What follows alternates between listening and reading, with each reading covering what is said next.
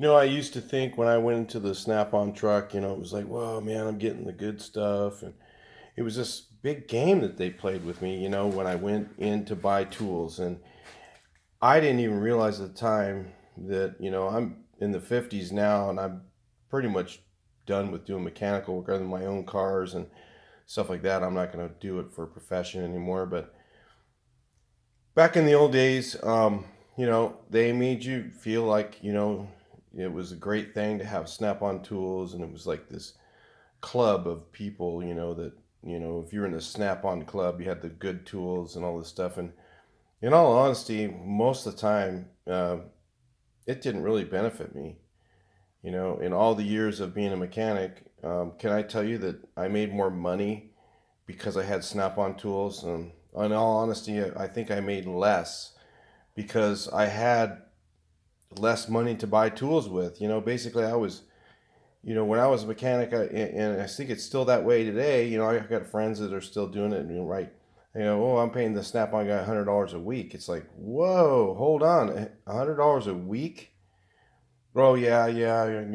They talk you into this whole thing of buying tools every week and doing that, and you don't get much for that. And if you want to think about it, really, what's happening with the Snap-on game is that guy in that tool truck's collecting $100 from you. He's got five other guys in the shop clock, but he's checking $100 from him, and he's gone to like 20 stops a day. So times that times 20, he's collecting what, $10,000 a day. The markup on this stuff is just huge. All right, and out of that he's got to pay $200 for gas. Big deal. But I'm just telling you guys, um, in all honesty, I really didn't really benefit from these tools. If you guys are gonna buy them, that's cool. I mean, there's some things that Snap-ons are one or two items. It's kind of like I'm trying to think of something you can relate that to. There's one or two items that they have that are really really good that you can't beat. That their product is really really amazing. But the rest of the stuff, you could get you could get SK, you could get Craftsman is kind of crappy now. I don't usually like the Craftsman wrenches and stuff like that, but you can get Matco, Mac. There's 100 different other brands that will do the same job, and they'll even come to your shop and deliver to you, and they're half the price. So, do I think that the Snap-on stuff's been worth the money? 1% of the time. That's it. So, honestly, I think it's more of a scam. So if you guys are buying Snap-on, that's your deal. I think you're getting scammed. I think you need to do a reality check. And for instance, let me show you one tool. Yes, it's Harbor Freight, and you know what? This gun right here,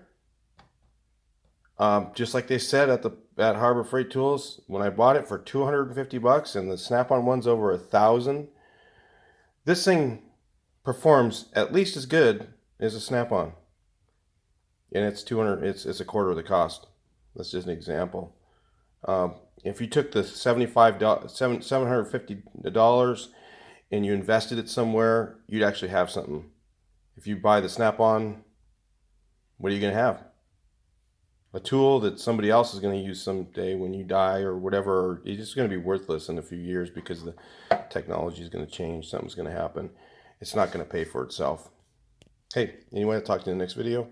You guys that hate Harbor Freight, whatever, dude. I mean, hey, I like stuff that saves you money, and I think saving money is an important thing. If you're wasting money when you get older, when you're older like me, you're gonna go, God, where'd all that money go? Why buy all these tools with it? What are they gonna do for now? You're gonna sell them all for 50 cents on the dollar, 10 cents on the dollar to someone else because you aren't gonna be able to use them. You're too old. Talk to you in the next video.